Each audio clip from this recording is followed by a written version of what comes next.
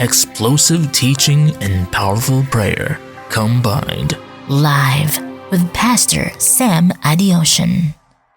It's time for Prayer Life with Pastor Sam Adeosun. Praise the Lord. Hallelujah. Ẹ jẹ́ á gbàdúrà. Ọlọ́run wa wá yìn orúkọ yín lọ́pọ̀lọpọ̀ fún oore ọ̀fẹ́ ńlá èyí tẹ́ fi fún wa. A yìn yín o nítorí pé ṣé nítorí pé àánú yín ìyẹn dúró láàyè. A dúpẹ́ nítorí pé ẹ wà ń bẹ̀ fún wa. A yìn yín o fún àwọn ẹ̀rí èyí tí à ń gbọ́.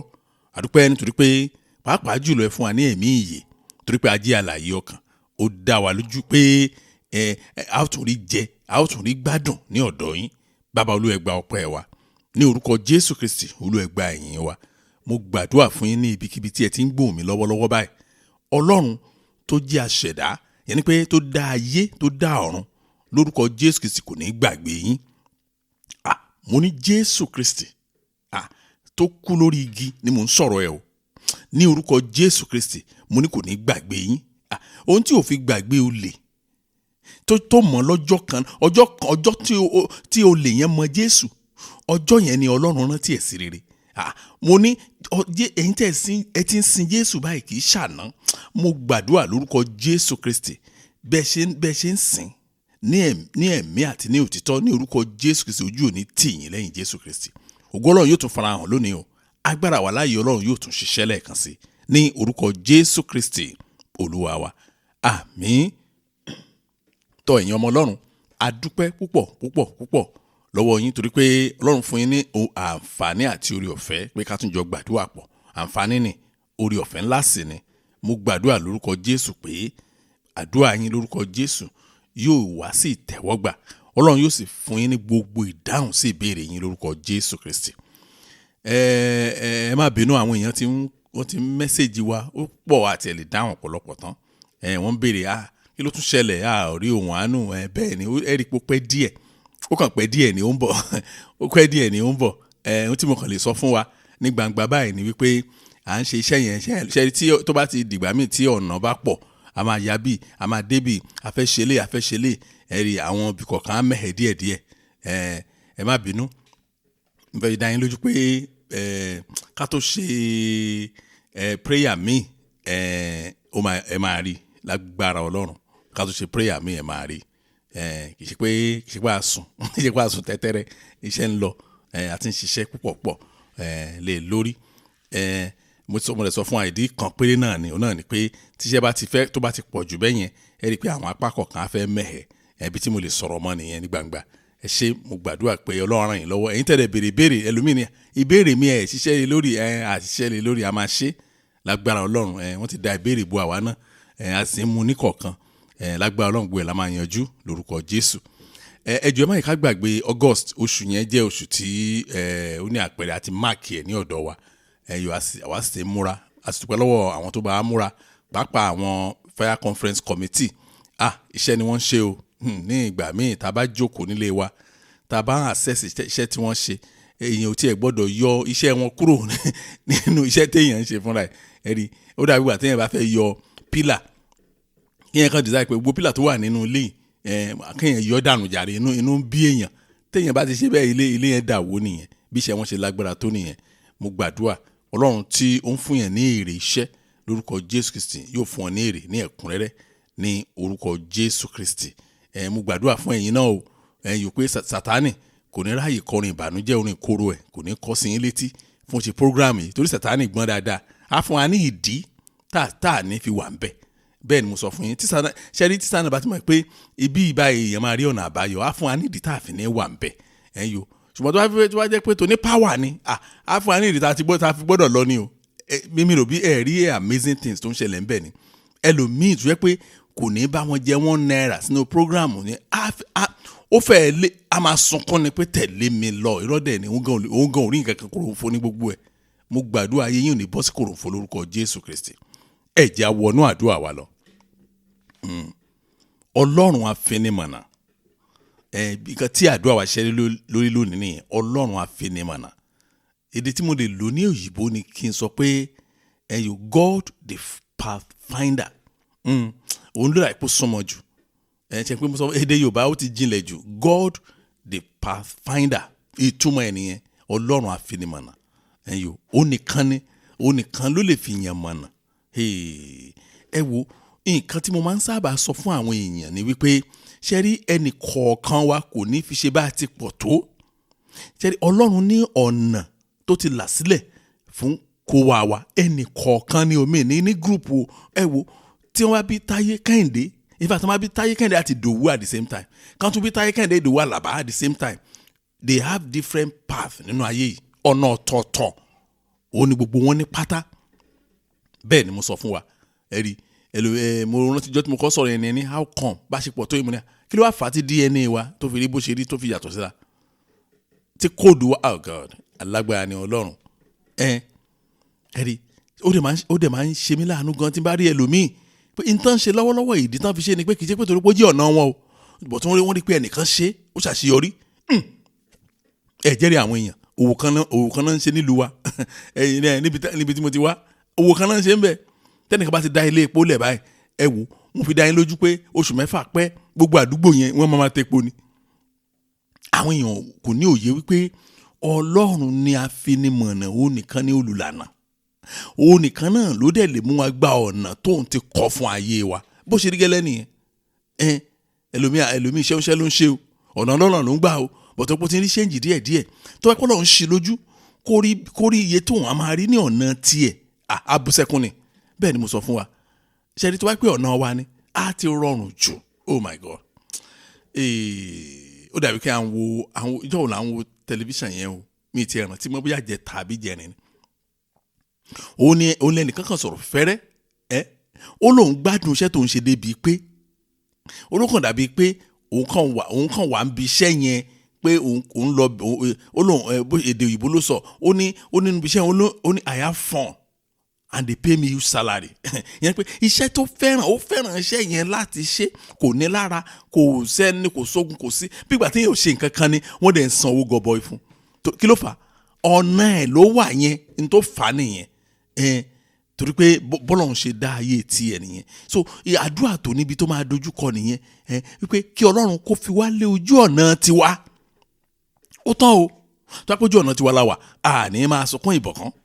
Tápójú ọ̀nà tiwa la wà àní máa sunkún pé ẹnìkan gbógun tèmi níbi iṣẹ́. Tápójú ọ̀nà tiwa la wà ayọ̀ ò ní jẹ́ nǹkan tó jẹ́ pé a máa wá kiri òun la wá wà rí ṣáà ni. Testimony ò ní jẹ́ nǹkan tá a máa wọ́n ní dáàdì ẹjọ́ ẹ fún wa ní testimony tiyín náà ẹni àwa fìkà kan sí ẹnu báyìí èyí a máa lù kékeré a máa wòkè kí ni mo lè sọ o. Akànnìwẹ̀ adúpẹ́ ọpẹ́ rírí jẹ rírí mu níbi tí ẹgbẹ́ ẹ ti ń sọ nǹkan tó ní agbára ẹ̀rí àdúrà bí tó ń lọ lónìí nìyẹn. Now ibi tá a sì ti bẹ̀rẹ̀ ni wípé ǹjẹ́ jẹ́ mọ̀ pé bí ọlọ́run bá fi ipa ọ̀nà ayé wa hàn wá ẹ̀rí tó bá pé òkè ipa ọ̀nà ayé tó máa tọ̀ ní o ṣé ipa ọ̀nà yẹn ó máa ń múyàn dé iwájú ọlọ́run ni ẹ̀rí níwájú ọlọ́run yẹn dẹ̀kẹ̀rẹ́ bíbélì sọ pé òun ni ẹ̀kúnrẹ́rẹ́ ayọ̀ tó ń gbé ẹ̀kúnrẹ́rẹ́ ayọ̀ bíbélì ṣe sọ nìyẹn. Bí ọ̀rọ̀ mi ò yé yín mo tọ́lọ́ bá fi pa ọ̀nà èèyàn hàn yàn straight tààrà ló lọ sọ́dọ̀ ọlọ́run. So ẹ̀yin náà ẹ wo ọ̀nà tó lọ sí ọ̀dọ̀ ọlọ́run kí lẹ́rù bọ́ máa wà ní ojú ọ̀nà àwọn bọ́ọ̀sọ̀p kọ̀ọ̀kan gbáǹkọ́gbì ìbùkún ni gbáǹkọ́gbì testimony ni torí pé èèyàn máa ní experience tó máa ní ẹ̀kúnrẹ́rẹ́ ayọ̀ Psalm 16 verse 11 ẹ̀gbọ́n nǹkan tó sọ ni oh God ó ní ìwọ ò fi ipa ṣẹ́rí kíní kan wà tí mo máa ń sọ nípa bíbélì èdè Yorùbá kọ́lọ́ ràn wá lọ́wọ́ àti ń bá translation yẹn lọ díẹ̀díẹ̀ tàbá ráàyè náà ni àtúnṣe díẹ̀ àtúngbélẹ̀ àtúnṣe díẹ̀ àtúngbélẹ̀ ẹ̀rí ipa ọ̀nà kọ́ ló wà níbẹ̀ yẹn wọ́n ní ìwọ ti fi ipa ọ̀nà ìgbé ayé hàn mí iye ní bíbélì Yorùbá pé iye kọ́ ló wà ńbẹ̀ bí èèyàn ṣe máa gbégbé ayé ẹ̀ ó ní ọ̀rọ̀ yẹn sọ ní èdè Hébérù bí èèyàn ṣe máa gbé ìgbé ayé ẹ̀ ó lọ̀rọ̀ yẹn sọ kò sọ pé ṣe pé iye irọ́ torí pé èdè Yorùbá sọ pé ó ní ìwọ ti fi ipa ọ̀nà iye hàn mí no ó ní ìwọ ti fi ọ̀nà gbígbé ayé mi ẹ ti fi hàn mí ó ní iwájú rẹ ní ẹ̀kúnrẹ́rẹ́ ayọ̀ wà ó ní ọwọ́ ọ̀tún rẹ ní ìdùnnú ayérayé ń bẹ oh God ẹ̀kúnrẹ́rẹ́ ayọ̀ ṣe gbọ́ bẹ́yẹn ọdún ẹ̀ ló wà á sọ fún Ọlọ́run láti bẹ̀rẹ̀ àdúrà ni. Jésù Olúwa, ẹ mú mi mọ̀nà dé ibi ayọ̀, kí ìgbé ayé mi lè bọ́ pátápátá lọ́wọ́ ìbànújẹ́. Bó ṣe máa lọ nìyẹn. Kí ìgbé ayé mi lè bọ́ tó wáyé pé olúkálùkù wa òun là ní nǹkan tá à ń béèrè lọ́wọ́ Ọlọ́run tó dẹ̀ yàtọ̀ síra wa. Tó bá pé tiyín bó ṣe lọ ní ẹ mú mi mọ̀nà dé ibi ayọ̀, kí n lè kí ìgbé ayé mi kó lè bọ́ pátápátá lọ́wọ́ àìsàn, kí ìgbé ayé mi kó lè bọ́ pátápátá lọ́wọ́ gbèsè, kí bẹ́ẹ̀ lè ṣe máa olúkálùkù ṣe máa mú tiẹ̀. Kí ìgbé ayé mi lè bọ́ pátápátá lọ́wọ́ ìdààmú ọmọ, olúkálùkù ṣe máa mú tiẹ̀ nìyẹn. Oh Lord, lead me to the place of the fullness of joy, so that I will be totally free from sorrow, from debt, from stagnancy, from sickness. Then you begin to pick your own as it relates to you. Jésù Olúwa, ẹ mú mi mọ̀nà dé ibi ayọ̀, kí ìgbé ayé mi lè bọ́ pátápátá lọ́wọ́ àìsàn, kí ìgbé ayé mi lè bọ́ pátápátá lọ́wọ́ gbèsè, kí ìgbé ayé mi lè bọ́ pátápátá lọ́wọ́ ìdààmú ọmọ, kí ìgbé ayé mi lè bọ́ pátápátá lọ́wọ́ ìbànújẹ́, kí ìgbé ayé mi lè bọ́ pátápátá lọ́wọ́ àìfàfàtó. Ẹ jẹ́ a gbàdúrà bẹ́ẹ̀ ní orúkọ Jésù, ní orúkọ Jésù. Ọlọ́run ayérayé, mo gbàdúrà, ẹ mú mi mọ̀nà dé ibi ayọ̀. Ẹ mú mi mọ̀nà dé ibi ayọ̀, kí ìgbé ayé mi lè bọ́ pátápátá lọ́wọ́ ìbànújẹ́. Olúwa ẹ ṣàánú fún mi, Olúwa ẹ ṣàánú fún mi. Ẹ mú mi mọ̀nà dé ibi ayọ̀. Níbi tí ẹ̀kúnrẹ́rẹ́ ayọ̀ gbé wà gangan, Olúwa ẹ mú mi mọ̀nà dé bẹ́ẹ̀. Olúwa ẹ ṣàánú fún mi nínú ayé mi kan náà yìí. Ẹ mú mi mọ̀nà dé ibi ayọ̀, níbi tí ẹ̀kúnrẹ́rẹ́ ayọ̀ ń bẹ, kí ìgbé ayé mi lè bọ́ pátápátá lọ́wọ́ àfàfàtó, kí ìgbé ayé mi lè bọ́ pátápátá lọ́wọ́ ìdààmú ọmọ. Ó yẹ bẹ̀rẹ̀ sí gbàdúrà. Ẹ dákun ẹ gbàdúrà yẹn, torí tòní Ọlọ́run yóò mú ọ̀pọ̀lọpọ̀ mọ ọ̀nà débi pé nígbà tí wọ́n bá wo ayé wọn, wọ́n á dúpẹ́, wọ́n á máa bẹ àwọn èèyàn kan bá wọn dúpẹ́ mọ́. Ó yẹ bẹ̀rẹ̀ sí gbàdúrà. Olúwa ẹ ṣàánú fún mi lónìí. Ẹ mú mi mọ̀nà dé ibi ayọ̀, níbi tí ẹ̀kúnrẹ́rẹ́ ayọ̀ gbé wà, kí ìgbé ayé mi lè bọ́ pátápátá lọ́wọ́ ìbànújẹ́. Ó yẹ bẹ̀rẹ̀ sí gbàdúrà. Gbọ́ àdúrà. Jésù Kristi Olúwa wa. Ní tí a bá wo ẹsẹ̀ yẹn dáadáa, kì í ṣe ẹ̀kúnrẹ́rẹ́ ayọ̀ nìkan ló wà ń bẹ o, nǹkan míì tún wà ń bẹ. Ó ní nǹkan míì tún wà ń bẹ ni pé ó ní ọwọ́ ọ̀tún rẹ ní ìdùnnú ayérayé ń bẹ. Ọlọ́run mi o. Ìbéèrè tí mo ti fẹ́ béèrè lọ́wọ́ wa báyìí ni pé, torí èmi máa ń béèrè lọ́wọ́ ara tèmi o, ṣé ẹ ti máa ti ka kíní kan nínú Bíbélì báyìí, mo máa ń personalize ẹ̀ ni pé ẹ gbọ́ ọ̀rọ̀ Ọlọ́run màlélẹ́ yìí ǹjẹ́ ó reflect bẹ́ẹ̀ nínú ayé mi báyìí. Bẹ́ẹ̀ mi ṣe ń ka Bíbélì ni mo lè ṣe ń gbàdúrà nìyẹn. Èmi ò ní vocabulary fún àdúrà pé ọ̀rọ̀ ńláńlá ẹ̀mí àwọn wòlíì agbára ìpè, mi ò ní vocabulary burúkú rédèédé bẹ́yẹn. Simple prayer ni màá dẹ̀ béèrè ìbéèrè tó jẹ́ níhùn lọ́wọ́ ara tèmi. Now ìbéèrè tí mo wá fẹ́ béèrè náà lọ́wọ́ tí yín náà ni wípé ǹjẹ́ ẹ lè sọ fún mi ní gbangba báyìí wípé ẹ ní ìdí láti sọ pé yes, ẹ ní ayọ̀ tó kún ẹ̀rí ní ìhà mẹ́ta ayé yín. Ẹ rí ìdùnnú ní ìhà mẹ́ta ayé yín, ó complete. Kí ni ìhà mẹ́tẹ̀ẹ̀ta? Ẹ ní ìdùnnú, ǹjẹ́ ní ìdùnnú lórí ayé yín báyìí? Ẹ ti gbogbo ayé yín pátápátá láti bẹ̀rẹ̀ dópin. Ǹjẹ́ ní yes, thank you Jesus. Ọlọ́run máa ṣe o. Ẹ mú yẹn dání. Ipa kejì tẹ́ tó máa wò, ǹjẹ́ ní ìdùnnú lórí iṣẹ́ yín báyìí? Ṣé kìí ṣe mo lọ mo bọ̀? Ẹ̀rí mo lọ mo bọ̀ mi ò bọ́mọ jẹ́ àwọn iṣẹ́ kan nìyẹn. Tọ́ba ní yá testimony wo lẹ́yìn lórí iṣẹ́ yín lónìí? Wọ́n á ní mo lọ mo bọ̀ mi ò bọ́mọ jẹ́. Ìyẹn ni pé as usual kò sí nǹkan kan tó spectacular. Ẹ mú yẹn náà dání o. Ọ̀nà kẹta tẹ́ ẹ máa fi mọ̀ pé yes, ó yẹ kẹ́ ẹ múra sí àdúrà yín tàbí kẹ́ ẹ máa yin Ọlọ́run ni wípé ǹjẹ́ ní ìdùnnú pátápátá lórí ìdílé yín? Ẹ wo àwọn ọmọ yín bàtà ẹ̀wọ̀n títí tí ẹ kàn mí rí pé God mo máa yìn ọ́, kò sí ètò fún yín ní concern, tàbí tẹ́ ẹ bẹ̀rẹ̀ sí rí sign kan kì í ṣe pé ó ti bẹ̀rẹ̀ sí ṣe o, ẹ ti rí sign pé bọ́mọ ìṣe ń bá a lọ yìí. Ṣé àwọn ọmọ yín tó ti dàgbà yẹn ṣé wọ́n mọ Jésù báyìí? Ṣé má ṣe ọ̀dà màá sọ yẹn later. Ṣé ọkọ yín ṣé ẹ ní ìdùnnú pátápátá lé lórí?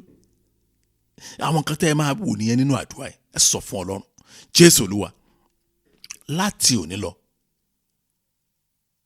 ẹ mú inú mi dùn lórí ayé mi, ẹ mú inú mi dùn lórí iṣẹ́ mi, ẹ mú inú mi dùn lórí ìdílé mi. Ìhà mẹ́ta téèyàn ní nìyẹn. Oh Lord, make me rejoice over my life, over my work and family in Jesus' name. ìhà mẹ́ta téèyàn máa ń dojúkọ nú ayé ẹ̀ nìyẹn pé Jésù Olúwa láti lọ́lọ́ yìí lọ láti déédéé ìwò yìí lọ láti ìsinsìnyí lọ Olúwa mú nínú mi dùn lórí ayé mi. Tẹ́ ẹ bá mọ àwọn kan tẹ́ ẹ lè fi kún tẹ́yìn ti identify lórí ayé yín tí ò mú inú yín dùn àsìkò àdúrà yẹn ni. Ẹ mú inú mi dùn lórí iṣẹ́ mi tó bá pé ẹ ní àwọn kankan lórí iṣẹ́ yín ẹ sọ báyìí o. Olúwa mú inú mi dùn lórí ìdílé mi.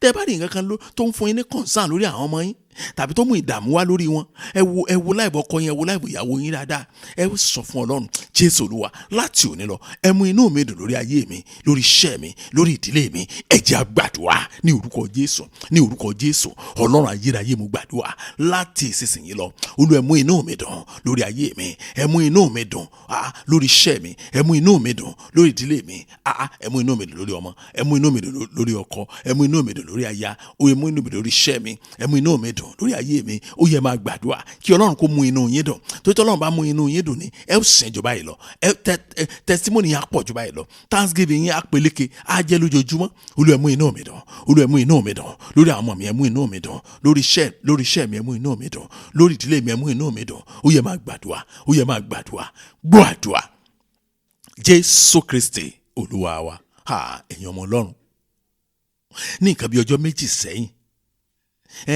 ìyàwó mi náà ni wọ́n mú fídíò kan wọ́n ní ẹ gba fóònù mi n bá gbà tí n bá ti gbọ́ ẹ gba fóònù bẹ́ẹ̀ wọ́n ti fẹ́ kíní kan ti wà lórí ẹ̀ nìyẹn wọ́n ní mo fẹ́ kẹ́ ẹ wo fídíò yìí torí nǹkan tẹ́ ń sọ fún wa òun ló wà ń bí n bá gbà bóyá ẹ náà ti pàdé fídíò yẹn ẹ rí mi ti ẹ̀ wà náà ti bi tó ti bóyá orí Facebook ní mo tẹ̀ ti rí o mẹ́sẹ̀gì yẹn sọ wà important sí mi gan.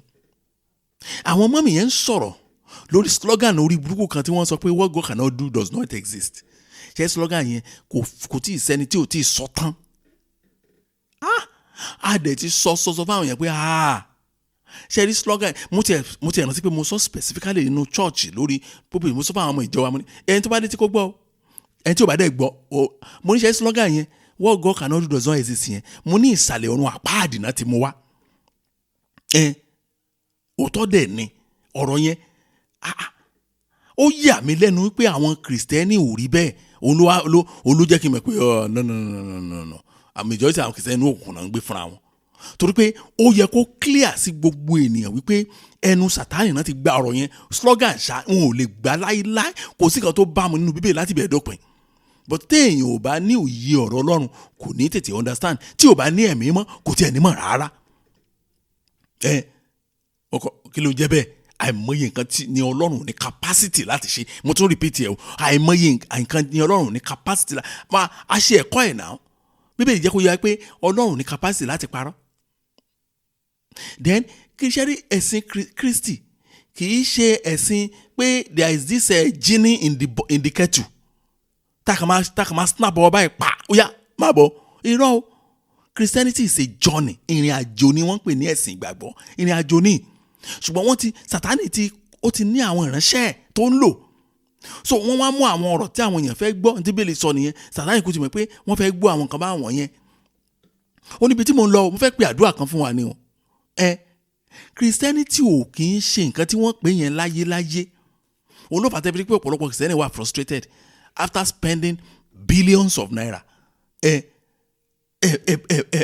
mọye bí àwọn ìjọ ṣe rich tó lónìí ni mọye àwọn in fact mo lè dárúkọ jíò mẹ́rin ní Nàìjíríà yìí tí bọ́jẹ̀tì Nàìjíríà ọ̀ kí n sọ pé tí wọ́n lè san gbèsè Nàìjíríà off bẹ́ẹ̀ ni mo sọ fún yín àwọn mo lè dárúkọ jíò general overseer mẹ́rin ní Nàìjíríà yìí tí wọ́n lè san gbèsè Nàìjíríà tí wọ́n lè san at once kankan combine owó papọ̀ yá ẹgbà ayá yín ẹ lọ san at the expense of their members but mi ní fẹ́ kẹ́ ronú bẹ́ẹ̀ yẹn o mọ́mí mo ní nǹkan tí a ti sọ yẹn ni mọ́mí yẹn ń fẹsẹ̀ bí ìgbà tó yẹ pé a ṣèpàdé tàbá compare notes bó dẹ̀ ṣe máa rí nìyẹn tó yẹ pé lóòótọ́ Bíbélì ni àjọ ń gbé dání ọ̀rọ̀ wa ò gbọ́dọ̀ yàtọ̀ tọ́rọ̀ bá ti ń yàtọ̀ ẹ ti mọ̀ pé ìkan nínú wọn tàbí àwọn kan nínú wọn ò tẹ̀lé ọ̀rọ̀ Bíbélì nìyẹn ẹgbọ́n kan tí òwe sọ ni Proverbs chapter 3 verse 6 ó ní mọ̀ ọ́n ní gbogbo ọ̀nà rẹ òun yóò sì máa tọ́ ipa ọ̀nà rẹ tí Bíbélì sọ nìyẹn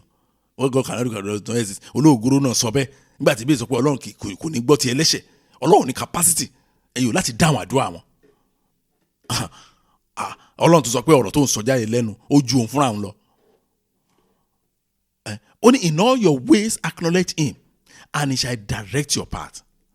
Kí ni mo sọ débẹ̀, kí ni mo rò débẹ̀ gan tí mo ti fẹ́ pe àdúrà ẹ̀. Ẹ wo ọ̀nà kan téèyàn lè fi gbádùn Ọlọ́run ní ẹ̀kúnrẹ́rẹ́ onígbà téèyàn bá mọ̀ ọ́, tọmọ èèyàn bá mọ̀ ọ́, tọkọ èèyàn bá mọ̀ ọ́, tí aya èèyàn bá mọ̀ ọ́. Bẹ́ẹ̀ ni mo sọ fún yín, kì í ṣe ọ̀nà tá à ń gbà wọ̀nyí, kì í ṣe pé kẹ́nìkan ní ká mú wá ká fún lówó ká wá rò bóyá ọ̀nà wa máa dára á fọ̀nà hàn wá láyé ẹ̀ lè bribe Ọlọ́run kó fọ̀nà hàn yín, kì í ṣe mẹ́tọ̀dù ẹ̀ nìyẹn. Wọ́n ní àìsà mo níṣòro ni wọ́n ní ẹ̀mí wọ́n ní àtẹ̀fẹ́ ṣàjọ̀dún báyìí ẹ̀mí lọ́ni kẹ́ra màálù fún wa tẹ́ bá lè rà kẹ́wọ̀n nǹkan tọ́lọ́run máa ṣe. Irọ́ ni wọ́n á jẹ màálù yín, wọ́n á gbọ̀n dídànù, ìṣòro yín á remain. Mi ì ṣe pé òkodoro ni. Wọ́n ní ẹ ra drum set fún wa bá ṣe ń lù báyìí bá ṣe ń lù nǹkan tí mò ń gbọ́ ni mo sọ fún yín o bá ṣe ń lù báyìí tí gbogbo tí bá ti ń gbọ́ báyìí bẹ́ẹ̀ ni òkìkí ayé máa kàn ìbùkún á máa dé. Irọ́ ni o, wọ́n á gbowó lọ́wọ́ yín, wọ́n á ra ìlú, wọ́n máa lù ṣọ́ọ̀ṣì wọn, láìpẹ́ tí wọ́n máa improve sí, service wọ́n máa better sí, ìṣòro yín máa remain. Kì í ṣe pé òkodoro ọ̀rọ̀ ni. Bẹ́ẹ̀ ni mo sọ fún yín. Wàá ra òró ni kálẹ̀ lè send owó, a ní òró kan tó máa jáde orí òkè ní gan ni mo ti ń bọ̀ yín. Ẹ rí tẹ bá ra òróró yẹn ẹ máa ra òróró yẹn, ẹ máa ra omi yẹn, ẹ máa ra ìràkúrà yẹn àti gbogbo àwọn nǹkan tó ń tà kiri, ẹ máa rà á, wọ́n á gbọ́ owó lọ́wọ́ yín, wọ́n á fi jẹun, ìṣòro yẹn á remain. Kì í ṣe pé òkodoro ọ̀rọ̀ mo sọ fún yín yẹn. Olúwa jẹ́ kí fẹ́ kí n padà sí ọ̀rọ̀ ọmọ. Ó ní ibi tí mo lọ gẹ́gẹ́gẹ́gẹ́ nìyẹn nínú gbogbo ìrìn àjò tí mo ń bá yín bọ̀. Ẹ̀yin tẹ́ bá ní etí dáadáa, tẹ́ bá notice tẹ́ bá pẹ́ máa ń fura, ẹ rí i pé ní ọ̀sẹ̀ tó kọjá mi ìrójú ọmọ rárá fún anybody.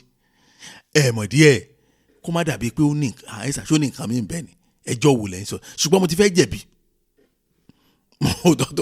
Òótọ́ tó wà bẹ́ẹ̀ nìyẹn. Torí ẹ̀mí Ọlọ́run béèrè pé mo máa kú àdúrà, inú ẹ̀mí náà dùn, mo ní yẹsà ẹ ṣeun, Olúwa ẹ ṣé. Tọ́lọ́run sọ pé ẹ kú àdúrà, àṣé mi kú àdúrà kankan pé ó máa sọ ọ̀rọ̀ iṣẹ́ tí mo máa rán ẹ ò máa jẹ, mo jẹ́sà ó sọ ọ̀rọ̀ àwọn ọmọ wọ̀nyẹn múnà àti sọ ọmọ rẹ̀ wọ́n ti gbọ́. Ẹ̀mí lọ́wọ́ á béèrè pé ìjà rí ẹnikẹ́ni tó ti ń sọ̀ tiẹ̀ lórí ọ̀rọ̀ yẹn pé kí tiẹ̀ ní wàhálà ẹ̀ tó pè ẹ́ pé àkílódé ẹ̀dẹ̀ ń tẹnumọ́ ọ̀rọ̀ kan bí adití kí ló dé. Mo ní kò tí ì sí, wọn ni òkè ó jẹ́ nìyẹn o. Mo yà tún dọ́gbọ́n tọrọ ìdájí ẹ̀ṣẹ̀ pé Olúwa èmi kàn rò bóyá àti sọ́sọ́ tó náà ẹgbọ́ ọ̀rọ̀ téèyàn ti ń pariwo láti January oṣù karùn-ún àbí oṣù wo la wà, oṣù karùn-ún láti wà ẹ̀rí tọ́ èmi á tún tẹnu mọ́ kí la tún fẹ́ ṣe àbúsí nǹkan tá a máa ṣe. Ẹjọ́ mo bẹ̀yìn èèyàn ọmọ Ọlọ́run tẹ́ bá rí mẹ́sẹ̀gì tá a gbọ́ ní December ọdún ṣẹ́rí ní ìparí ọdún bẹ́ẹ̀ yẹn a máa ń múra fún ọdún tuntun, ìgbà náà máa ń gba tíìmù year of kìíní kan, year of ìgbà ọdún yìí, year of good surprises. Àsìkò àyìn tá a máa ń gbàdúrà yẹn nìyẹn. Lèmi náà wá sọ pé kí n sọ fún àwọn òbí èyí tó ń ṣe yìí kì í ṣe repercussion. Mi ì fẹ́ sọ ohun hàdí mi ẹ jẹ́ sáré gbàdúrà yẹn náà. Jésù Olúwa ẹ ṣàánú fún mi, ẹ jẹ́ kí àwọn ọmọ mi kí wọ́n mọ̀ yín jù mí lọ. Àdúrà yẹn mà dára o. Gbogbo àlà máa ń gbàdúrà pé Olúwa jẹ́ káwọn ọmọ mi ṣe rere jù mí lọ. Gbogbo àlà ń gbàdúrà pé Olúwa ibi tí mi ò dé jẹ́ káwọn ọmọ mi mú mi débẹ̀. A máa ń gbàdúrà yẹn. Spiritually a ò máa gbà báyìí, a ò máa ṣiṣẹ́ lé lórí. Ẹlòmíì a máa sọ pé òun á máa gbàdúrà lọ́nà ni bó ṣe ń gbà ṣiṣẹ́ lé lórí ìgbésẹ̀. Oh Lord, have mercy on me and let my children know you more than I do. Jésù Olúwa ẹ ṣàánú fún mi. Olúwa ẹ jẹ́ kí àwọn ọmọ mi ẹ jẹ́ kí wọ́n mọ̀ yín jù mí lọ. Ẹ jẹ́ á gbàdúrà bẹ́ẹ̀ ní orúkọ Jésù, ní orúkọ Jésù. Ọlọ́run ayérayé mo tún dé. Olúwa ẹ ṣàánú fún mi. Ẹ jẹ́ kí àwọn ọmọ mi kàn mọ̀ yín jù mí lọ. Àwọn ọmọ mi jẹ́ kàn mọ̀ yín jù mí lọ. Ẹ jẹ́ kí àwọn ọmọ mi mọ̀ yín jù mí lọ. Olúwa ẹ ṣàánú fún mi. Ẹ jẹ́ kí àwọn ọmọ mi mọ̀ yín jù mí lọ. Olúwa ẹ ṣàánú fún mi. Olúwa ẹ ṣàánú fún mi. Olúwa ẹ ṣàánú fún mi. Gbọ́ àdúrà. Jésù Kristi Olúwa wa. Ẹ̀yin ọmọ Ọlọ́run, gbogbo ọ̀nà ni mo fi ń restrain ara mi láti má sọ ìdí ẹ̀ fún wa tí mo fi ní ká gbàdúrà láti bẹ̀rẹ̀ ọdún yìí ni mo ti ń tẹnu mọ́ ọ̀rọ̀ ọmọ pé ẹ wàásù sáwọn ọmọ yín ẹ wà àbí first time tẹ́ máa gbọ́ lẹ́nu mi ní mọ́mì ẹ fi ṣe ministry tẹ́ ẹ bá ṣe nǹkan mìíràn láyé mọ́ ẹ gbàgbé gbogbo kí ni ó máa ń yà mí lẹ́nu táwọn kìrìsìtẹ́nì ẹ̀yin ìyá wa ẹ̀yin bàbá wa tẹ́ máa gbé tracts ẹ máa gbé ṣùkà gbà Ọlọ́run gbà ẹ gbà Jésù gbà àwọn ọmọ wa dẹ̀ fi wọ́n sílẹ̀ nínú òkùnkùn. Oh my God, oh my God, oh my God. Tẹ́ ẹ bá rí ìtara àti ìkanra tí ẹ̀mí wọn fi ń ṣàlàyé ọ̀rọ̀ yẹn èyí gan bú sẹ́kún tó ṣẹlẹ̀ sí mi nìyẹn pé Ọlọ́run mi ò tí ẹ̀mí Ọlọ́run tó ń sọ̀rọ̀ pẹ̀lú ọgbẹ́ ọkàn báyìí. ẹ̀rí ìdí tí mi ṣe fẹ́ sọ díẹ̀ fún àwọn èèyàn ni wípé mi ì láìkí láti máa sọ negative things tá a bá rí gan ká gbàdúrà ṣe lòdì sí oníjọ́ ìwà kì í ṣe pé ká sọ fún àwọn pé mi ò rí ẹ̀jẹ̀ rí láyé mi Ọlọ́run ìjẹ́ ń bá wọn rí àwọn rí ẹ̀jẹ̀ ọ̀nà ọ̀dà mi ò mọ̀ ń sọ mo kàn lè fún yín pé ẹ gbàdúrà báyìí ẹ fẹ́ rìnrìn àjò ẹ gbàdúrà báyìí ẹ fẹ́ rìnrìn àjò òkè tẹ́ bá dé torí pé Ọlọ́run ti fi ìrìn àjò yẹn hàn wá pé àbọ̀dá àlọ́ ni ò dá òkè tẹ́ bá dé ẹ make sure pé ẹ yọjú sí wa kájọ gbàdúrà ó tán o ní tèmi mọ̀mọ́ nìyẹn. ìgbàgbọ́ tèmi ni pé mo lè dá gbàdúrà yẹn kí n bẹ̀rẹ̀ sí máa gbà ṣùgbọ́n a ò rí gbà àgbà ní December but a lè gbà kò lè tó ẹ gbà mo sọ fún yín tó yẹ pé tó ni a ò ní máa pariwo ẹ̀. wọ́n dẹ̀ náà pàṣẹ pé kí n ṣàṣọ mẹ́sẹ̀jì yẹn ẹ gbọ́ mà ṣé kí n sọ wọ́n ṣàwá yọjú sí mi ẹ wọ́n níbi tí mo máa ti ṣe kíní prayer yìí ńlé èmi nìkan mọ́ wọn àbẹ̀ bọ̀tẹ̀ ẹ̀kọ́ wọ́n máa ń yọjú wọ́n máa ń na paper sí mi wọ́n á ti kọ́ níta wọ́n á nà sí mi kí n sọ the message. now n tẹ̀mí Ọlọ́run gbé jáde ní pé láti ọdún yìí bẹ̀rẹ̀ ṣe Bíbélì gan sọ fún wa wọ́n ní Sátánì wọ́n ní over time ó wá more people láti náà lọ́run àpáàdé láti bà tí wọ́n jẹ́ wọ́n ní Sátánì ti rán demons kan jáde ẹ̀mí èṣù kan jáde tí orúkọ rẹ̀ ń jẹ́ ìbànújẹ́ ó wá rìn kiri láti mú ẹgbẹ̀lẹ́gbẹ̀ òbí kan rí ìbànújẹ́ lórí àwọn ọmọ wọn ìtorí ẹ̀ la ṣe ń pariwo báyìí mo gbàdúrà lábẹ́ bó ti wù kó nínú ayé yìí ẹ ò ní rí ìbànújẹ́ lórí àwọn ọmọ yín lórúkọ Jésù Kristi. ọ̀nà àbáyọ torí àdúrà kí lànà àbáyọ ọ̀rọ̀ yẹn máa le gan Olúwa ọ̀nà àbáyọ ní ká ti àwọn ọmọ wa sí ọ̀dọ̀ Ọlọ́run ó yá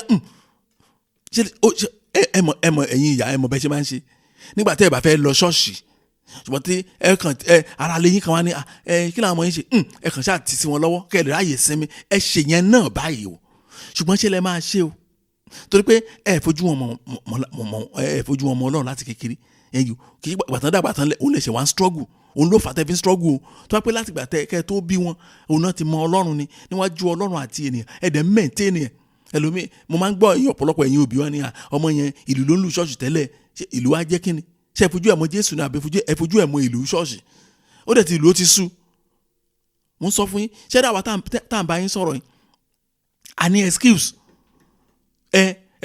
pásọ̀ mi a ní iṣẹ́ ìránṣẹ́ ni ò gbà ń láàyè iṣẹ́ ìránṣẹ́ gba èmi láàyè o ẹ gbà bí mo ṣe sọ fún yín ẹwẹ́ má jẹ́ ń tàn yín mọ́mì ṣe fẹ́ gbọ́ òótọ́ lẹ́nu mi ó ṣòro sọ bọ̀ ìbá sòótọ́ fún yín kó jẹ́ pé mi àti ẹni emergency ẹ mọ̀ tó pé ní emergency ẹ ní bá wọn ní lórúkọ Jésù ṣùgbọ́n kẹ́ ẹ wá ní emergency pé pásítọ̀ gbọ́dọ̀ gbàdúrà fún yín bí fóònù mi ṣe ríngì báyìí ní fóònù mi kejì kan ríngì ní ó sọ pé mo rí pé kan náà mi fẹ́ bá mi sọ̀rọ̀ ni màá kọ̀ tí fóònù yín màá gbé ti ọmọ mi mò ń sòótọ́ fún yín ni o mi ò ní reason láti tàn yín mo máa ń sọ fáwọn èèyàn màá gbé ti ọmọ mi màá solve problem láti bẹ̀rẹ̀ dópin yes màá máa retí ìgbà tẹ́ máa tún mi pè bẹ́ẹ̀ ni mo sọ fún yín torí pé ministry mi àkọ́kọ́ ò ní àwọn ọmọ so èmi náà sọ pé ìwẹ̀ lórí ọ̀fẹ́ Pastor Sam kò tó èmi tẹ̀ sí dá ti ìyàwó mi ló pele kejì lórí àwọn ọmọ ẹ̀yin ọmọ ìjọ o Jésù tẹ́ ti mọ̀ yẹn ẹ má yẹsẹ̀ o ẹ má ṣe kíní kan mà ní ó ti tó o àwọn gàmà tó gbọ́n mọ́ mi ẹ̀jọ̀ ẹ fi wálẹ̀ jàre òótọ́ dẹ̀ ni I can't blame her iṣẹ́ tí Ọlọ́run gbélé wa lọ́wọ́ nìyẹn Jésù Olúwa ẹ já àwọn ọmọ mi gbà lọ́wọ́ ìmísí òkùnkùn nínú ayé òkùnkùn yìí ẹ ti mọ̀ oh Lord snatch my children from the influence of the devil in this world of darkness ayé tá a wà ayé òkùnkùn ni nípa láti bẹ̀rẹ̀ dópin tọ́lọ́run bá ṣí lójú tẹ́ ẹ bá rí kọ́lọ̀ ayé yìí ẹ ní kò sí kan tó máa wù inú ayé yìí láti ṣe ẹ gbà mú ìsọ fún yín Jésù Olúwa ẹ já àwọn ọmọ mi gbà lọ́wọ́ ìmísí lọ́wọ́ ìmísí èṣù nínú ayé òkùnkùn yìí. Ẹ jẹ́ á gbàdúrà bẹ́ẹ̀ ní orúkọ Jésù, ní orúkọ Jésù.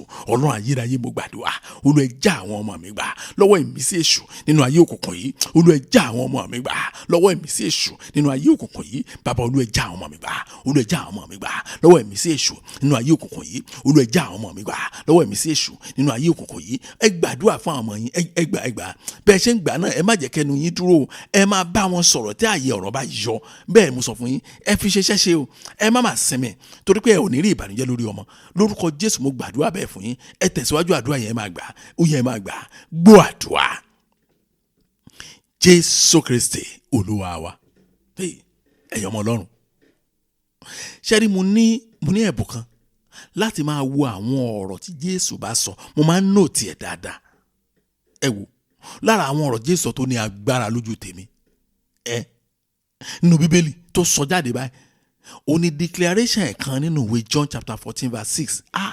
Mo lọ́lọ́run o, ṣùgbọ́n torí pé a ti ka ibẹ̀ yẹn, a ti ká a ò mọ bó ṣe wúwo tó mọ́. Ṣẹ̀pẹ́ tẹ̀yìn bá ti ń rìn kan lójoojúmọ́ kò ní wá important lójú ẹ̀ mọ́, ṣùgbọ́n ọ̀rọ̀ yẹn ní agbára. John chapter 14 verse 6, Bíbélì sọ pé Jésù dá wọn lóhùn pé èmi ni ọ̀nà, òtítọ́ àti ìyè, kò sí ẹni tí ó lè wá sọ́dọ̀ Bàbá bí kò ṣe nípasẹ̀ mi. Ṣé rí ọ̀rọ̀ kìí ṣe advice, ṣé rí ọ̀rọ̀ kìí ṣe ìmọ̀ràn rárá, kìí ṣe joke, reality ni ó wà so factual. Ó lóhun tẹ̀ ń wò ní ọ̀nà, ó ní òtítọ́, ní ìyè, kò sẹ́yọ ẹnìkan báyìí tó lè wá sọ́dọ̀ Ọlọ́run, ọ̀dọ̀ ẹ̀ ló máa gbà kọjá. Ní tí bẹ́ẹ̀ yẹn ń sọ ni. Ẹ gbọ́, kí ọ̀rọ̀ yé èèyàn dáadáa. Nígbà tí èèyàn bá mọ ọ̀nà, tó mọ ọ̀nà, ẹ sọ fún mi kí ló ń wá nínú ayé yìí tí ò ní rọ́nà lọ. Kí èèyàn mọ òtítọ́, kó máa sin Ọlọ́run nínú òtítọ́. Ẹ gbọ́, ṣé kò ní rí gbogbo benefit Ọlọ́run gbà? Then ó wá ní òní ìyè, kí ẹ̀mí ìyè wọnú ẹni yẹn. Báwo lẹni yẹn ṣe fẹ́ sunkún lórí ìdílé ẹ̀? Kò ṣeé ṣe, torí pé declaration Jésù yẹn èèyàn mú lọ́kùnkúndùn nìyẹn. A sọ fún Ọlọ́run, àdúrà yẹn pín sípa mẹ́ta, ṣùgbọ́n a tún mú ní kọ̀ọ̀kan náà ni. Jésù tó ń jẹ́ ọ̀nà, ẹ mú mi rìn lójú ọ̀nà ìṣerere. Jésù tó ń jẹ́ ọ̀nà, ẹ mú mi rìn lójú ọ̀nà àníṣẹ́kù. Jésù bẹ́ẹ̀ ṣe máa mú lọ nìyẹn. Jesus, who is the way, lead me on the path of goodness. If you need more, Jesus, who is the way, lead me on the path of prosperity. If yours is good health, you are going to pick it according to your need. Lẹ́ṣẹ̀ máa mú gẹ́gẹ́ bí nǹkan tẹ́. Jésù tó ń jẹ́ ọ̀nà, ẹ mú mi rìn lójú ọ̀nà ìṣerere. Jésù tó ń jẹ́ ọ̀nà, ẹ mú mi rìn lójú ọ̀nà ìfọ̀kànbalẹ̀. Jésù tó ń jẹ́ ọ̀nà, ẹ mú mi rìn lójú ọ̀nà ànító àti àníṣẹ́kù. Ẹ jẹ́ á gbàdúrà bẹ́ẹ̀ ní orúkọ Jésù, ní orúkọ Jésù. Jésù tó ń jẹ́ ọ̀nà, ní orúkọ Jésù, Olúwa mú mi rìn lójú ọ̀nà ìṣerere. Jésù tó ń jẹ́ ọ̀nà, Olúwa mú mi rìn lójú ọ̀nà ìfọ̀kànbalẹ̀. Jésù tó ń jẹ́ ọ̀nà, Olúwa mú mi rìn lójú ọ̀nà ànító àti àníṣẹ́kù. Jésù tó ń jẹ́ ọ̀nà, ẹ mú mi rìn lójú ọ̀nà ayọ̀.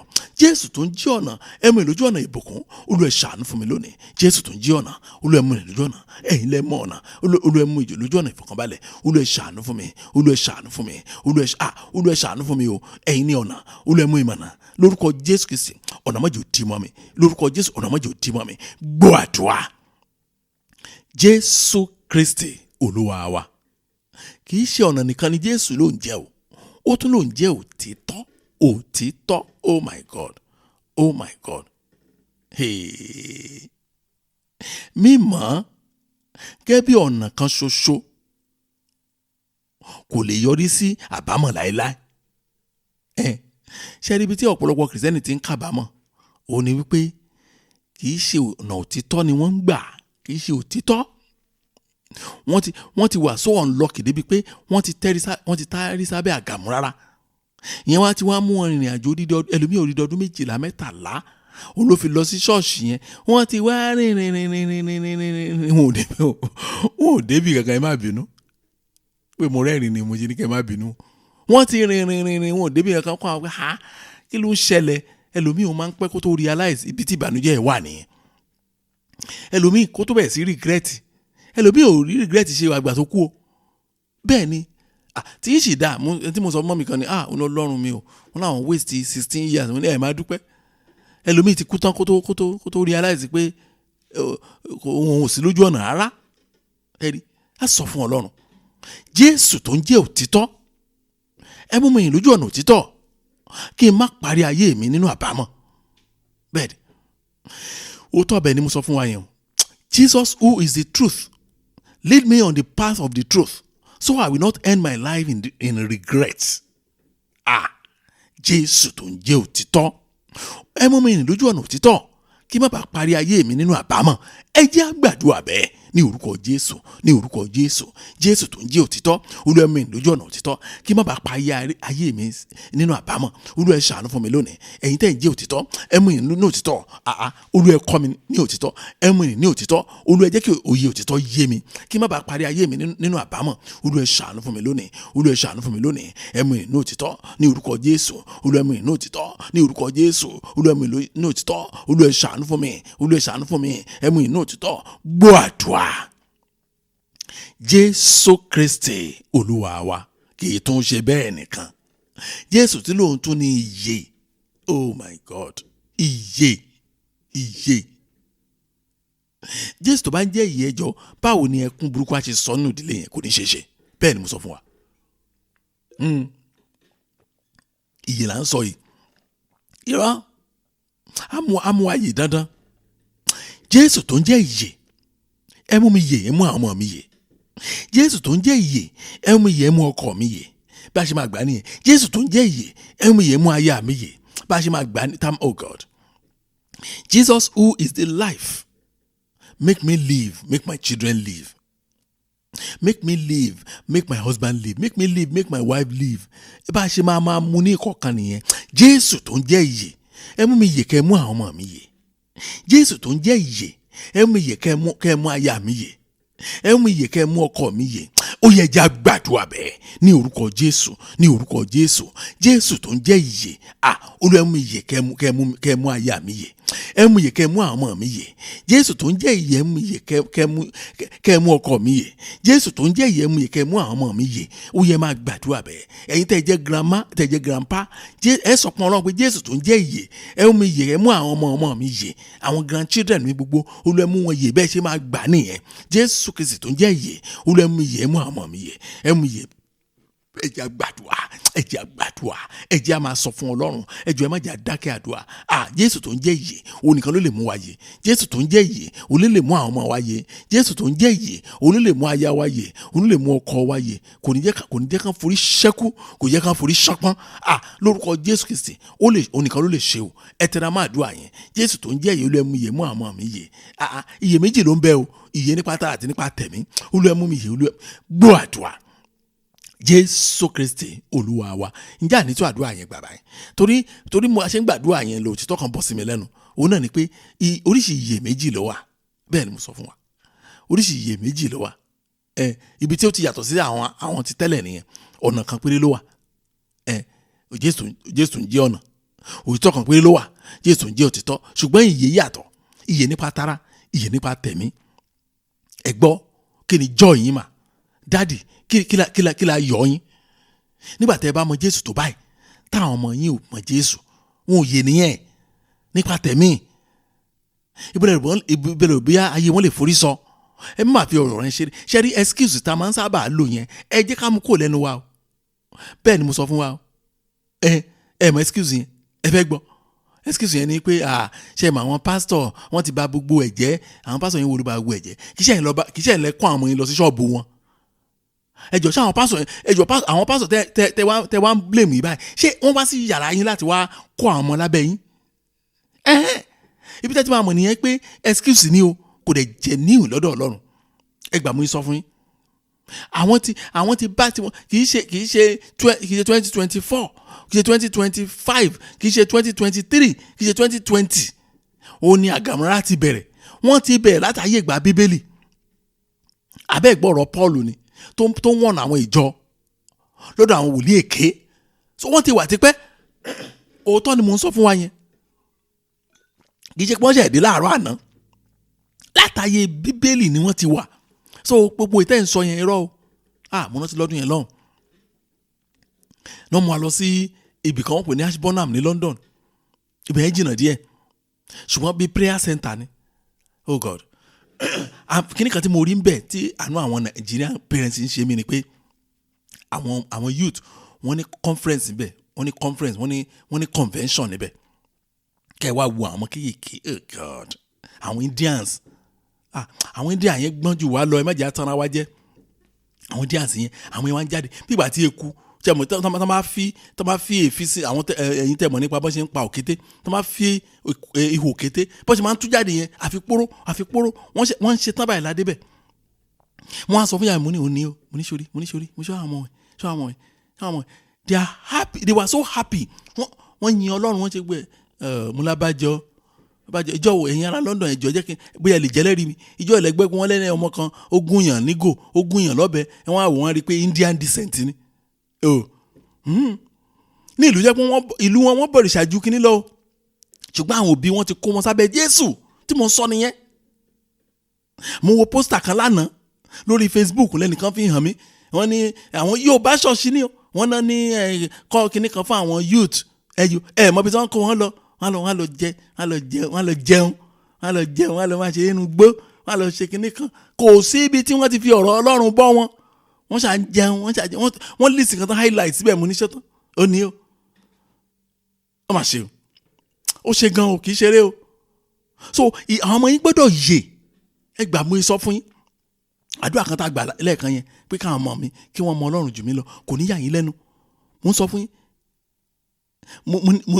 Mo ní àwọn ọmọ wa wọ́n ti fẹ́ bí tiwa báyìí o. Ìjọ ọ̀la ń jókè ìjọ yẹn pé ṣé àwọn ọmọ yóò ti fẹ́ bí tiwa báyìí nípa ó tọ́ ẹ̀ lè gbàgbọ́ pé a máa ṣèpàdé bẹ́ẹ̀ wọ́n á sọ̀rọ̀ mí bẹ́ẹ̀ èmi àti àwọn mi á kàn fọ́ lẹ́nu á máa wò wọ́n pé wáò ṣá ọmọ Ọlọ́run táwọn ọmọ wọ̀nyí kẹ̀ nǹkan mo sọ fún ìyàwó mi nìyẹn. Mo ní ó ní lọ́nà wo mo ní òṣè o nígbà táwa wà ní èjì àwọn ọmọ wọ̀nyí kí làwa ń ṣe ń gbà yẹn àwọn olóòótọ́ ni mo tọ́ ni nígbà táwa wà ní èjì wọn ṣáwa tiẹ̀ mọ nǹkan tó ní ọmọ pásítọ̀ lèmi o ṣébi tiẹ̀ mọ Jésù ni but ẹwọ èjì àwọn ọmọ wọ̀nyí èjì yẹn ni mo fi fún ọ ní advantage o ìtàn máa tó rú èmi ńkọ́ ṣé wọn ò ní gbá irú ìgbàgbọ́ tiwa ìṣẹ́gbẹ́ bẹ́ẹ̀ ni mo sọ fún wa mo ń sòótọ́ fún wa ẹ má jẹ́ ká give up ẹ má jẹ́ ká place blame yẹn lórí àwọn pásítọ̀ kan kò kàn wá kò tiẹ̀ kàn wọ́n àwọn wo tẹ́kọ̀ ọmọ tí wọ́n ti ṣe wèrè jìnnà kí ló kàn wọ́n pẹ̀lú ní àbí ẹ̀rí pásítọ̀ kan tó kú lẹ́nu jọ́ mẹ́ta ní Nàìjíríà ni tẹ́mọ̀ yẹn ṣe irun dàda ó ṣe tattoo sára ṣe gbogbo ẹ̀ ó náà ti di pásítọ̀ wọn ò ní táìmù fọ́mọ wọn ṣùgbọ́n máa ké ti wá rí bẹ́ẹ̀ mo bẹ̀ yín tó lọ ẹ̀rí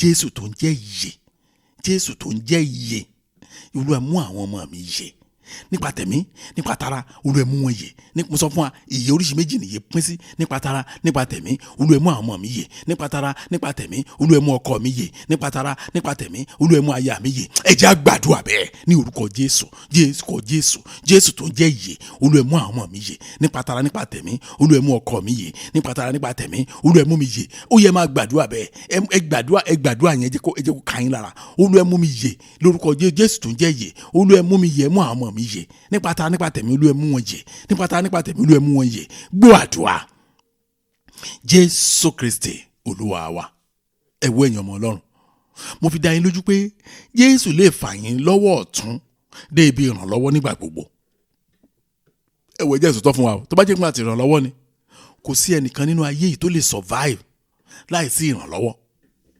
bẹ́ẹ̀ ni mo sọ fún yín ẹ wo kẹ wá lówó ẹni bẹ́ẹ̀ ni àwọn mílíọ̀nìà wà ń kọ́ kí mílíọ̀nìà lówó bíi ṣẹ̀kẹ̀rẹ̀ tó bá gbé ọjà sílẹ̀ ó nílò ìrànlọ́wọ́ àwọn ènìyàn láti rà á lọ́wọ́ ẹ̀ bẹ́ẹ̀ ni mo sọ fún yín wọ́n ní Dangote refinery Dangote cement Dangote sugar tí ò bá sẹ́ni rà á lọ́wọ́ ẹ̀ mo fún lọ́dún méjì àyàn lórí burúkú ajá wọnú gbèsè so kò sẹ́ni tó lè wà nú ayé tí ò nílò ìrànlọ́wọ́ èèyàn lóde lọ́rùn máa lò fún ìrànlọ́wọ́ yẹn abẹ́ ẹ̀gbọ́n kan tí ìwé Isaiah sọ ni Isaiah 41 verse 13 Isaiah chapter 41 verse 13 bẹ́ẹ̀ ni ó ní nítorí èmi ni Olúwa Ọlọ́run rẹ tí ó dì ọ́ tó di ọwọ́ ọ̀tún rẹ mú tí ó sì sọ fún ọ pé má ṣe bẹ̀rù èmi yóò ràn ọ́ lọ́wọ́ ṣé bíbélì ò clear tó? wọ́n tún sọ, ó tún fi hàn wá, bíbélì tún fi hàn irú ọwọ́ tí ọlọ́run máa dì mú. Kò ní ó máa di ọwọ́ òsì wa mú, ó ló máa di ọwọ́ ọ̀tún wa mú. Á wá fà wá báyìí tọ́ báyìí síbi tí ìrànlọ́wọ́ wà nígbà gbogbo. Ó lóun á ràn wá lọ́wọ́. He has promised and he will fulfil it. Ó ti ṣèlérí, ó máa mú ṣẹ ṣáà ní. Òótọ́ tó wà ń bẹ ni. A sọ fún Ọlọ́run, Jésù Olúwa, ẹ fà mí lọ́wọ́ ọ̀tún nígbà gbogbo lọ sí ibi ìrànlọ́wọ́. Bá ṣe máa gbà níyẹn kò jù bẹ́ẹ̀ lọ. Oh Lord, hold my right hand always to the place of help. Ẹ fà mí lọ́wọ́ ọ̀tún nígbà gbogbo lọ sí ibi ìrànlọ́wọ́. Yẹn ni pé bẹ́ẹ̀ bá wà nílé ẹ ó rí ìrànlọ́wọ́. Tẹ́ bá wà ní ìgboro ẹ ó rí ìrànlọ́wọ́. Tẹ́ bá débi tẹ́ ẹ mọ̀ yẹn, àwọn kan máa sọ pé bá rí help àti dáàdì mi ò mọ̀ yẹn. Irọ́, ó tí ì mọ Ọlọ́run ni, dandan kọ́ ni kò mọ̀ yẹn. Mo fi dá yín lójú pé tí Ọlọ́run bá fà yín lọ́wọ́ ọ̀tún dé ibi ìrànlọ́wọ́, ẹ ó dé ọ́fíìsì tẹ́ ẹ̀ mẹ́nìbọ̀dì rí, ẹ̀ẹ́dẹ̀rì tí ń ṣe ń bẹ̀. Jésù Olúwa, ẹ fà mí lọ́wọ́ ọ̀tún nígbà gbogbo lọ sí ibi ìrànlọ́wọ́. Ẹ jẹ́ á gbàdúrà bẹ́ẹ̀ ní orúkọ Jésù, ní orúkọ Jésù. Olúwa ẹ fà mí lọ́wọ́ nígbà gbogbo lọ sí ibi ìrànlọ́wọ́. Ẹ rántí àwọn ọmọ yín o. Olúwa Jésù Kristi, Olúwa ẹ fà mí lọ́wọ́ nígbà gbogbo lọ sí ibi ìrànlọ́wọ́. Ẹ fà àwọn ọmọ mi lọ́wọ́ ọ̀tún nígbà gbogbo lọ sí ibi ìrànlọ́wọ́. Olúwa ẹ fà wá lọ sí ibi ìrànlọ́wọ́. Olúwa ẹ fà wá lọ sí ibi ìrànlọ́wọ́. Tá a bá ń jáde jẹ́ ká rí ìrànlọ́wọ́. Tá a bá wọlé jẹ́ ká rí ìrànlọ́wọ́. Tá a bá ń ṣiṣẹ́ jẹ́ ká rí ìrànlọ́wọ́. O lórúkọ Jésù Kristi, tá a bá lọ síbi tí a ò mọ̀ yàn jẹ́ ká rí ìrànlọ́wọ́. Tá a bá débi tá a mọ̀ yàn sí jẹ́ ká rí ìrànlọ́wọ́. Lórúkọ Jésù Kristi, ní ìgbà gbogbo, ní ibi gbogbo, Olúwa ẹ fà wá lọ́wọ́ ọ̀tún lọ sí ibi ìrànlọ́wọ́. Ní orúkọ Jésù Kristi, jẹ́ kó wù ìran ènìyàn láti ràn wá lọ́wọ́. Jẹ́ kó wù ìran ènìyàn láti ràn wá lọ́wọ́. Olúwa ẹ ṣàánú, Olúwa ẹ ṣàánú. Olúwa ẹ jẹ́ kó wù ìran ènìyàn láti ràn àwọn ọmọ mi lọ́wọ́. Níbikíbi tí àwọn ọmọ mi wà lọ́wọ́lọ́wọ́ báyìí, Olúwa ẹ fà wọ́n lọ́wọ́ ọ̀tún lọ sí ibi ìrànlọ́wọ́. Ẹ gbàdúrà fún àwọn ọmọ yín dáadáa. Níbikíbi tí àwọn ọmọ mi wà lọ́wọ́lọ́wọ́ báyìí, ẹ fà wọ́n lọ́wọ́ ọ̀tún lọ sí ibi ìrànlọ́wọ́. Gbogbo ẹ̀yin tẹ́ jẹ́ grandpa grandma, níbi tí àwọn grandchildren mi wà lọ́wọ́lọ́wọ́ báyìí, Olúwa ẹ fà wọ́n lọ́wọ́ ọ̀tún lọ sí ibi ìrànlọ́wọ́. Jẹ́ kán rí ìrànlọ́wọ́, kó rọ̀ wọ́n lọ́rùn láti rí ìrànlọ́wọ́. Gbọ́ àdúrà. Jésù Kristi Olúwa wa. Ẹ̀yin ọmọ Ọlọ́run, a fẹ́ lọ síbi àdúrà wa tó ní agbára, ìyẹn àdúrà àánú wa. Ṣùgbọ́n ní nǹkan tí mo fẹ́ sọ lé lórí, òun náà ni wípé mo bẹ̀ yín nítorí Ọlọ́run alààyè pé ẹ má gbàgbọ́ pé situation yín ó ti wà hopeless. Ẹ má gbàgbọ́ bẹ́ẹ̀. Àṣírí ìyanu nìyẹn, àṣírí miracle ni mo ń sọ fún yín. Ẹ má gbà bẹ́ẹ̀. Ẹ jẹ́ kí ọjọ́ gbogbo jẹ́ ọjọ́ gbogbo bí ọdún. Gbogbo táyì tẹ́ bá wà lábẹ́ àdúrà, ẹ jẹ́ kó jẹ́ ọjọ́ gbogbo bí ọdún. Ẹ má, don't pray for praying sake. Ọ̀pọ̀lọpọ̀ Kìrìsìtẹ́nì ló máa ń gbàdúrà, káṣà lè sọ pé ó ń gbàdúrà, àṣà gbà á máa fẹnu gbà kò dénú. Ṣùgbọ́n fẹ́ kẹ́ genuinely fẹ́ kẹ́ gbàdúrà ẹ̀. Ẹ wo ìdí tí mo fi sọ pé ẹ má gbàgbọ́ pé situation yẹn wà hopeless ni pé nígbà tá a ṣe bẹ̀rẹ̀ iṣẹ́ ìránṣẹ́, tá a ṣe kéré gan nínú iṣẹ́ ìránṣẹ́, tẹ́lẹ̀ mi bá sọ problem fún wa báyìí, a ti máa rò nínú ara wa pé kí lélẹ́yìí tún wá, ó ti bọ́ sórí jáde lọ́wọ́ àbí jókòó sí lọ́wọ́ máa ṣe tiẹ̀. A lè má sọ fún ọ, a máa rò bẹ́ẹ̀. Ṣùgbọ́n ní ọ̀pọ̀lọpọ̀ ìgbà Ọlọ́run prove me wrong. Ẹni tẹ́ ìgbà tó ń sọ fún agata níwẹ̀, a máa gbàdúrà ni o, ṣàdúrà wọn ni kí n gbà báyìí, ó yá gbà báyìí. Ṣùgbọ́n bá ti lọ tán ni ìwélé iṣẹ́ láago mélòó ó ti bọ́ sórí lẹ́ni adé padà wá sọ testimony. What? Ọlọ́run prove me wrong over and over again. Mo ṣe wá gbàgbọ́ pé kò sí nǹkan téèyàn sọ fún mi láyé, èmi gan ni màá wà ní forefront láti sọ fún pé eléyìí tó sọ fún mi yìí ó ti ṣe tán, Ọlọ́run ti ṣe. Ẹgbà mi sọ fún ìyẹn tó fà á nìyẹn o, tí boldness yẹn fi ń wà, torí pé nígbà tá a ṣe bẹ̀rẹ̀ iṣẹ́ ìránṣẹ́, Ọlọ́run prove wa wrong over and over again. Mo lábàjọ Isaiah chapter 43 verse 16, ẹ̀gbọ́n kan tó sọ ni, ó ní èyí ni ohun tí Olúwa wí, ẹni náà tí ó la ọ̀nà nínú òkun, ipa ọ̀nà láàrin alagbalúgbú omi. Oh my God. Ẹ rí o báyìí.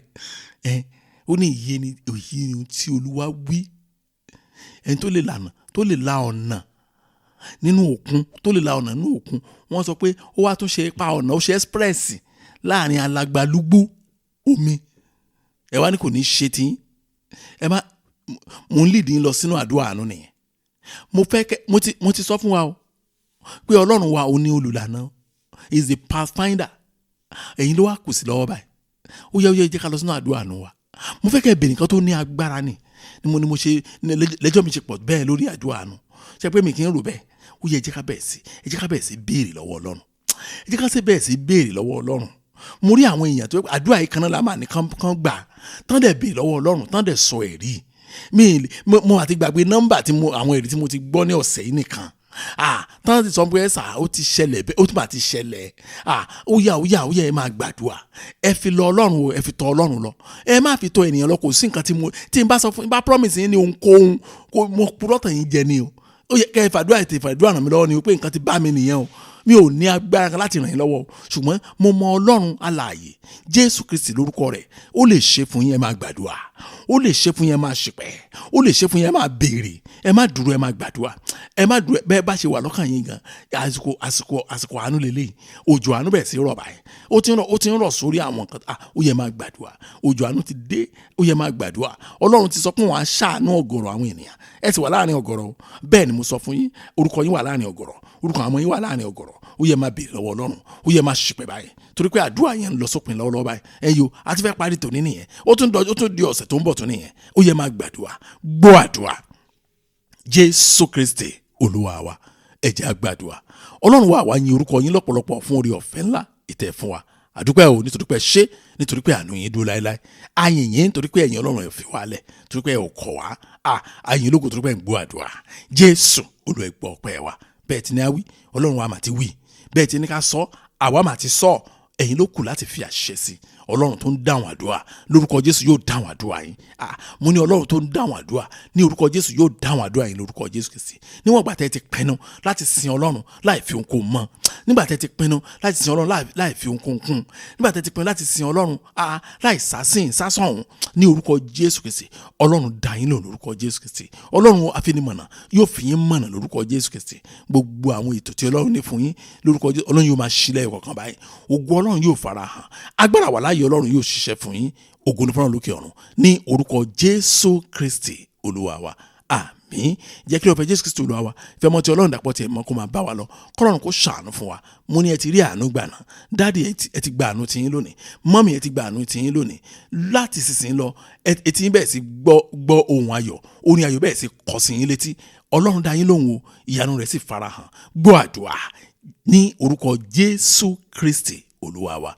Amen. Praise the Lord.